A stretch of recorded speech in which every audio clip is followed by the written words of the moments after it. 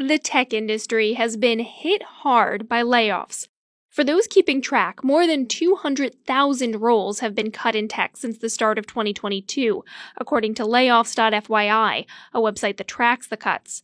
Among those making large staff reductions are Google parent Alphabet, Microsoft, and Meta. Notably not on that list, Apple. So, what has kept the iPhone maker from announcing layoffs, and will it be able to keep bucking that trend? Joining me to talk about this is our Apple reporter, Aaron Tilley. Hi, Aaron. Thanks for joining me. Hey, thanks for having me. A lot of other tech companies scaled up during the pandemic, adding, more people to their headcounts, and they're now having to rethink those staffing numbers in the face of some changing economic conditions. Is Apple in the same boat? No, Apple is not in the same boat. Throughout the pandemic for the past 3 years, pretty much all the big tech players really escalated their workforce, grew it by quite a bit, except Apple. Apple was really conservative in its workforce growth. It grew about 20% over the past 3 years, while other companies like Amazon doubled, Microsoft 50, Alphabet 57, and Meta also around doubling their workforce. Why didn't Apple grow at that same pace? Well, Apple has always been much more of a leaner company than the rest of tech. They're very conservative. They try to make the most out of what they currently have.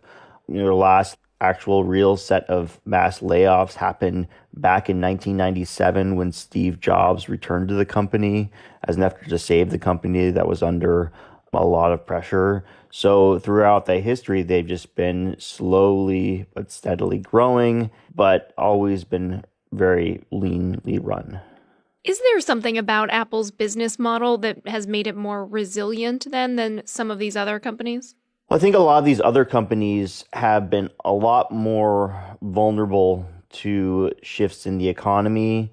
During the height of the pandemic, their businesses really accelerated, but coming out of it, they've hit some snags. They've hit some troubles, especially in the digital ad markets, e-commerce. Those have slowed down quite a bit. Some of that slowdown in the digital ad markets has been due to changes Apple has made, actually. So Apple's partially the cause of that slowdown, but also there's just broader slowdowns economically happening. And with Apple's business, the iPhone still reigns supreme. It is still around 50% of their business, and demand really hasn't subsided that much. The big trouble for them is making enough, and there's certainly a lot of troubles there in manufacturing these phones. You mentioned Apple running kind of a lean business when it comes to staffing. I mean, are there other ways that they run the business that have kind of helped keep them on track to avoid some of the job cuts other companies are having to make? Well, the main thing is how conservative they grew their workforce. But, there's all sorts of little other things on top.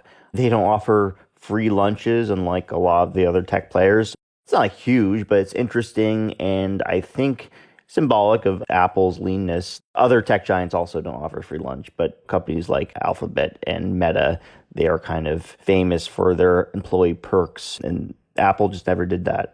What about in terms of investing in other products? I mean, not only did a lot of big tech companies add body count, they also added new projects during the pandemic, kind of thinking these good times would roll. Did Apple follow any of that model? Yeah, so Meta and Alphabet are also famous for these really ambitious projects that will probably never pan out in terms of making a real business out of them. Apple has some ambitious projects itself that are certainly risky, such as a AR, VR headset supposed to come out later this year, and they're trying to build their own car. It's really uncertain when that'll come out, but these projects that Apple is building out, there is a rationale. There is I think, fundamental business plan in place they are trying to execute on. Apple is reporting its earnings next week. What do we expect from that? Well, Apple just went through its holiday quarter with its brand new iPhone 14s.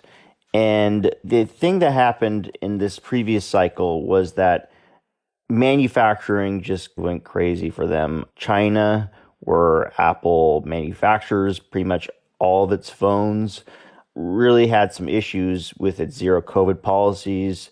Their most important facility is iPhone City, with hundreds of thousands of workers shut down over some of these zero COVID policies. There were protests and riots, and manufacturing really slowed down for them. The wait times reached the highest that they've ever seen for a new iPhone launch. And so what we're going to see, I think, is some disappointment in the numbers. Analysts, though, are expecting some of that demand to be pushed out to the March quarter. So there's not a whole lot of concern from Wall Street now. They've tempered their expectations, but it doesn't mean demand's gone for the iPhone. It's just Apple has to get the trains running on time and get their manufacturing back up to speed. So we don't expect investors to turn around and say, this isn't the rosy picture we were after. Why don't you make cuts like everyone else? No, I think they understand what's on the horizon, what's coming next week. But we'll have to see how bad these manufacturing issues hit Apple. If it's surprising, if it's much worse than what all the analysts are expecting, I think there could be a chance that there would be questions around layoffs at Apple, and should Apple be doing that too. But we'll have to wait and see how bad this manufacturing hiccup hit Apple. All right, that was our reporter, Aaron Tilley. Aaron, thanks so much for joining us. Yeah, thanks for having me. And that's it for today's Tech News Briefing.